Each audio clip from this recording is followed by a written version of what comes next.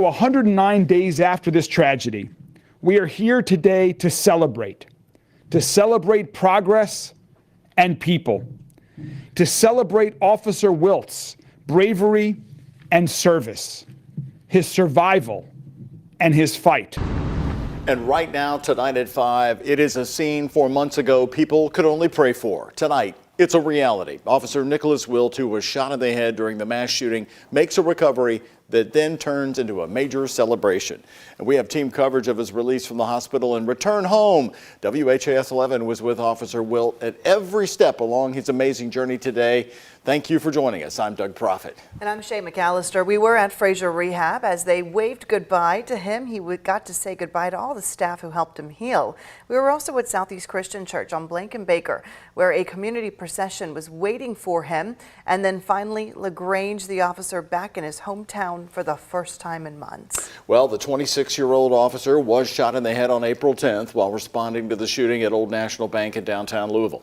He had just graduated from the police academy on March 31st. So he was just days on the job. He and his training officer, Corey Galloway, were the first two officers at the scene, both immediately running up to the bank where they were ambushed by the shooter.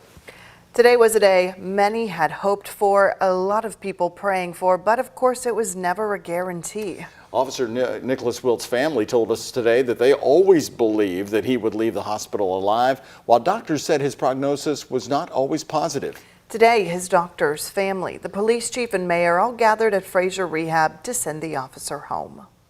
Wheeled around the corner on the bottom floor of Fraser Rehab, it was the first time we saw LMPD officer Nicholas Wilt since the shooting that nearly ended his life.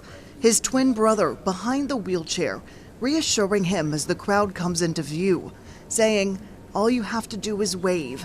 Just give him a thumbs up." And right on cue, the young officer showed us all, he is okay. Nick gets to go home today, sleep in his own bed with his own TV, and he's been asking for a steak dinner for a couple weeks now. And you bet we're going to get him a steak dinner tonight. The 26-year-old officer was brand new to policing when he ran toward an active shooter, hit by a bullet in the head. That bullet never removed, according to doctors. And we oftentimes will leave those things behind or don't go after those because it doesn't do the patient any good to remove things like that. Dr. Jason Smith described the day of the shooting as the first of many miracles. I'll be honest, I was surprised they were able to get Officer Wilt off the table that first day after what I saw. Memories from that day still painfully linger. National Bank CEO Jim Ryan silenced by his own emotion. He called Wilt's release Officer Wilt is a hero in every sense of the word. An answered prayer. And I'm humbled to be among those here today to celebrate this huge step forward on his path to recovery. And it's important to note that is what this is, a huge step forward on a long road ahead. This guy works. This guy has the desire to get better, and his family supports him in that role. Having said that, there will probably be long-term deficits. Will he be back to 100%? Probably not. Will he be at a level that if you met him, you knew he had a brain injury? Maybe not, but there might be some signs and symptoms that he can tell and others can tell that are not the way he was before. Police Chief Jackie Gwen Villarreal says there's been no talk of a return to LMPD, but for her, just hearing him speak has been the greatest comeback of all. When we were getting ready to leave, he shook my hand and he said, "Thanks, Chief." Never thought that I would be able to hear those words. After more than 3 months in the hospital, he leaves with 3 fist bumps. Officer Nicholas Wilt not done defying the odds. And the next phase of his recovery starts on Monday, back at Fraser Rehab, where he will be getting treatment 5 days a week. It'll be focused on physical therapy to help him walk, occupational therapy so he can be more self-sufficient, and also speech therapy, all things that he's already doing and doing well, but he will continue to improve. Well, our coverage continues as Governor Andy Beshear is also asking everyone to continue praying for Officer Wilt. The governor tweeted out this photograph today of the two meeting. He says, quote, "Kentucky, our prayers were heard. Officer Nick Wilt is headed home with his family. Officer Wilt is a hero who ran toward danger to save the lives of several of my friends. I am forever grateful for him and his bravery. Let's keep praying for him." That's from the governor today. And the community support for Officer Wilt and his family has never wavered. Dozens of fundraisers, raffles, and over the months, all of that money has helped the family pay for medical expenses and be right there by the officer's side in the hospital. Today, that same support came together at Southeast Christian Church in eastern Jefferson County, where for the first time, Officer Wilt was able to see the community that's been rooting for him. WHAS 11's photojournalist Jessica Farley takes us there. LMPD has been right here at this portico where the outcome has been something different, and just to be here for a celebration, it feels so good. Being an LMPD family or any police officer's family, when it happens to one, it happens to you. Officer Wilt was actually in the same class, MAC 54, with our youngest son. My son is an LMPD officer, so he was there when it happened. I happen to work in the 911 center for Louisville Metro Safe, so I was working during the event, very concerned about what was going to be the outcome for Officer Wilt. It's a gift from God that he survived, and it's kind of fitting that we're at a church to give thanks, but yet to continue to support his journey. I want Officer Wilt to know that we are still praying for him. We are so encouraged by his progress. We are always going to stand beside him. First of all, God bless you. And second of all, just to let him know that we're not going to stop praying just because he's going home. It just starts another chapter of his life. It just filled my heart. It filled my heart with joy and thankfulness. I will continue to lift the family up in my prayers, but just to be thankful, because each day's a gift. Welcome home, Nick.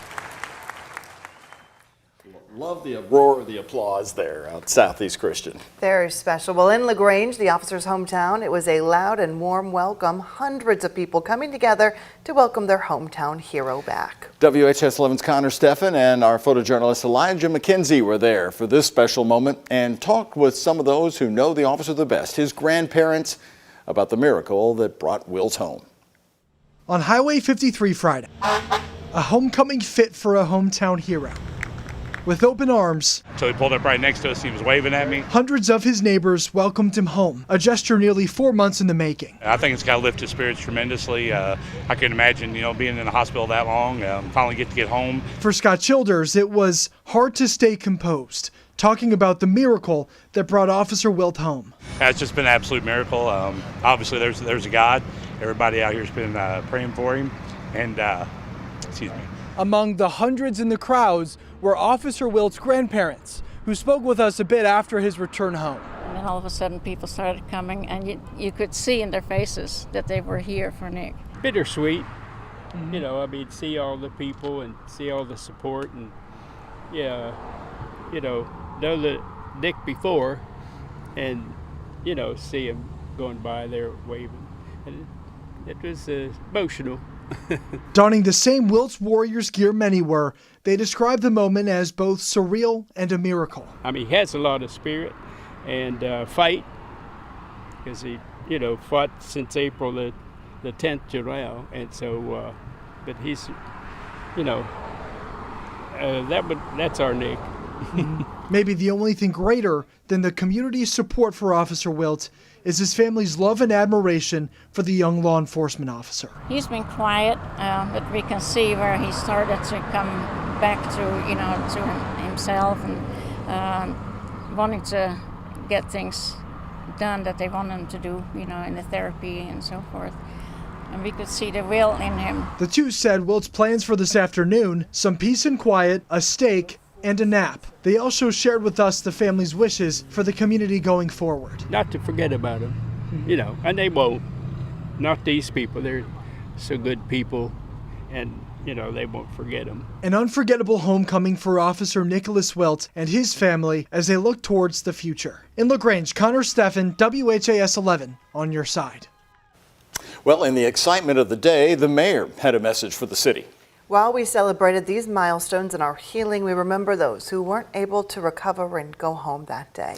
And while Officer Wilt has finally made it home, 5 Louisvillians tragically lost their lives that day, and we will never forget. Joshua Barrick, Jim Tutt, Senior Vice President of Old National Bank, Tommy Elliott, Juliana Farmer, and Dina Eckert. But because of the swift, heroic actions of Officer Wilt and Corey Galloway, a quick end was put to the violence that morning. Their actions will be forever appreciated by everyone in this community. Next week, the City of St. Matthews is working with multiple agencies to host Wilt Week. It will honor the officer and help raise more money for those medical bills. 4 Wheels for Wilt, Family Fun Night, and a Hot Wheels for Wilt are just some of the days that they have planned. If you'd like to join in, head to our website. We have every bit of information you need to know on WHAS11.com.